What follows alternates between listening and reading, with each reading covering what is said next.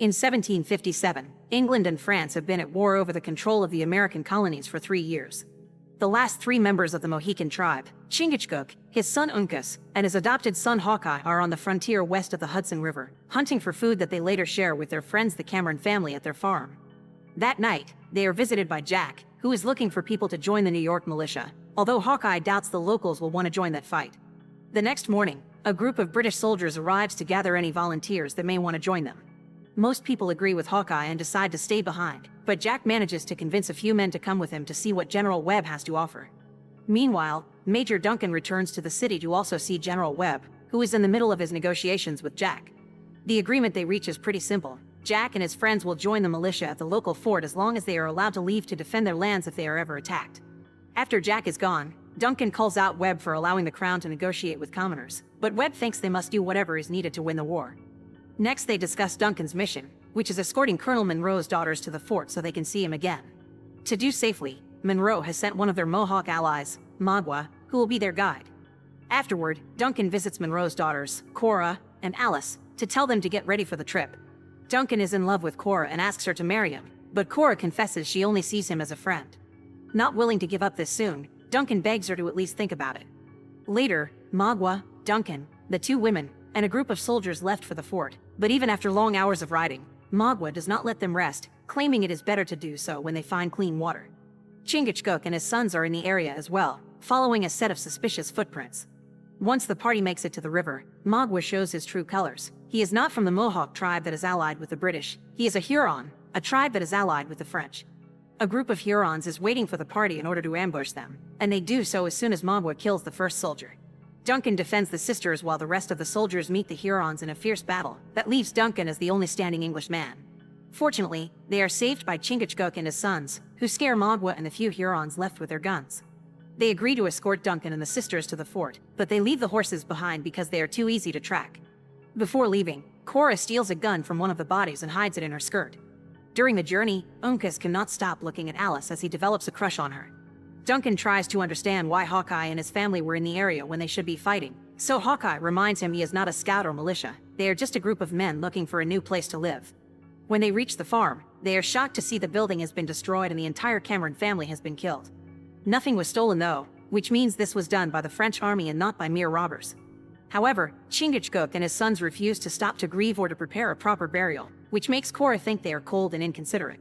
The party keeps going and only stops to rest when night falls. Cora asks for an explanation again, and Hawkeye finally points out that digging graves would have given a sign to the French of their location.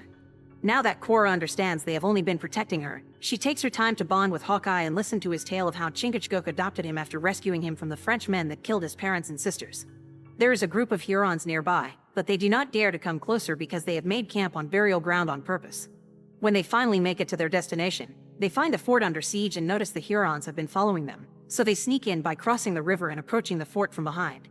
Colonel Monroe was only half happy to see his daughters because he had sent a message asking them not to come and requesting reinforcements, but Magua never delivered it as part of his original plan. They will have to send a new message and hope this one does arrive in time because they only have 3 days left before the French reach the fort.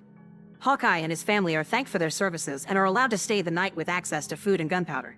They tell Monroe about what they saw at the farm and how French armies are moving to attack civilians, but Monroe refuses to honor the agreement they had with Webb.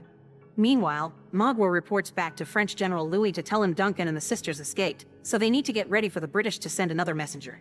Later, Cora helps Uncas take care of a wound, and when Hawkeye comes to pick up his brother, he takes the chance to flirt with her. Afterward, Hawkeye and his family provide cover for the new messenger, killing any Huron that dares attack with perfectly timed shots. Once they are done, Hawkeye joins Jack to try to convince Monroe to let them go defend their lands as Webb had promised, but Monroe refuses to weaken his army based on only speculation. He asks Duncan if they can be sure it had been French soldiers that attacked the farm and not just wild thieves, but Duncan lies and denies having seen anything suspicious because he is jealous of Cora's bonding with Hawkeye. Monroe decides that nobody leaves, and if anyone even dares to try to escape, they will be executed. Cora overhears this whole conversation, so when later Duncan comes to ask her if she has given his marriage proposal some thought, Cora turns him down again. Meanwhile, Hawkeye helps Jack and the other militiamen to escape the fort, giving them tips on which roads to take to reach their lands safely. He and his family are staying though, because the brothers are worried about the sisters. Afterward, Hawkeye meets with Cora and the two of them spend the night together. In the morning, Hawkeye is arrested for sedition. Cora tries to make her father see some sense, calling out Duncan for his lie, pointing out that this is nothing like justice and perhaps they would be better off with the French winning. If Monroe thinks Hawkeye is guilty of sedition, Cora thinks then so is she. Later, Cora visits Hawkeye at his cell and stays with him while the French finally reach the fort. Louis and Monroe meet in order to parley. It turns out the French captured the messenger on his way back, and have a letter from Webb saying they have got no reinforcements to send and advising Monroe to surrender. Then, Louis offers a deal. If they surrender now and fight no more anywhere in the colonies, they will be allowed to return to England instead of becoming prisoners. Monroe asks if they can keep their arms and their colors, and when Louis says yes, Monroe decides to accept the deal. He used to think there was honor in death met in battle, but now that he has seen that the higher-ups do not care about their lives, he would rather keep on surviving than fighting for them. While the British get ready to leave, Louis meets with Magua in secret. Magua is not happy with this turn of events because he still wants revenge on Monroe for what he and his army did to his people, burning villages, killing children, and even giving Magua to the Mohawks as a slave. Louis points out that he must honor a political agreement for the sake of his country, but there is nothing stopping Magua to do whatever he wants in his own time. In the morning, the British army leaves, and once they are far enough from the fort, Magua and the Hurons attack. It is absolute carnage, so Cora grabs Alice and takes her with her to hide while everyone else fights, shooting any Huron that tries to approach them. Magua captures Monroe alive, only to use his knife on the colonel's chest to take his heart. Hawkeye and his family kill enough Hurons to escape the fight and reunite with the sisters, then take them down the river to escape together with Duncan and 2 other soldiers in the boats they steal from the Hurons. Unfortunately, they are still being followed, so Hawkeye makes them ditch the boats and throw them off the waterfall as a distraction. Then, the group takes a hidden path behind the waterfall and stays in the cave in order to hide until the Hurons are gone. Hawkeye comforts Cora as he tells her what happened to Monroe while Uncas hugs Alice after he saves her from almost falling through the waterfall. A few moments later, the group hears some noises. The Hurons have found them. Their gunpowder is wet and useless, so Hawkeye and his family are going to jump through the waterfall to escape and avoid a fight, knowing the British will be captured and taken to the village instead of killed.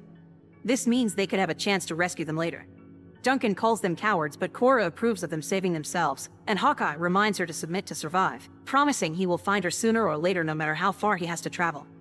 Chingachgook and his sons leave while Duncan's soldiers are killed for trying to fight back.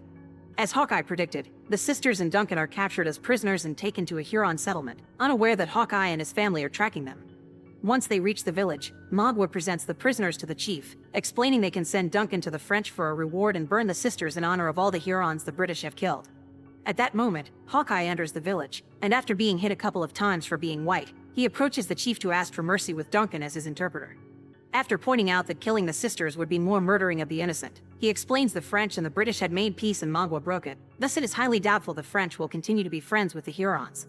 Magua thinks this is a good idea because it shows the Hurons are stronger than the French, so they can make the new terms of trade with them. They can become full traders and take the land of other tribes. They shall be as powerful as the whites, not lesser. Hawkeye thinks following the ways of the whites is betraying the tribes and that Magua's heart has been twisted and infected with the sickness of greed. Before the argument can go any further, the chief reaches a decision. Magua has fought bravely, but his new methods go against the path of the Hurons, so he will be allowed to keep Alice, Hawkeye can take Duncan, and Cora will be burned in the name of her father's tribes. Desperate to save his love, Hawkeye offers his life over Cora's, but Duncan translates something else and offers himself instead. While Magua and his men leave with Alice, Hawkeye takes Cora with him to the hills. Once they reunite with Chingachgook and Uncas, he decides to offer one final act of mercy and shoots Duncan from afar in order to cut his suffering short while being burned. Hawkeye, his family, and Cora follow Magua to try to rescue Alice. However, Uncas rushes ahead without proper backup and is killed by Magua, who throws his body off the cliff. Inspired by his sacrifice, Alice thinks it is a better future than staying as Magua's slave, so she walks to the edge of the cliff and jumps as well. Hawkeye comes in next, and while he distracts the Hurons with his weapons, Chingachgook fights Magua, getting to kill him to avenge his son. After the battle is done, Chingachgook and Hawkeye say a prayer for Uncas' soul while Cora listens respectfully. It is during this prayer that Chingachgook proclaims himself the last of the Mohicans. Make sure to subscribe and turn on notifications so you can watch more videos like this. Thanks for watching.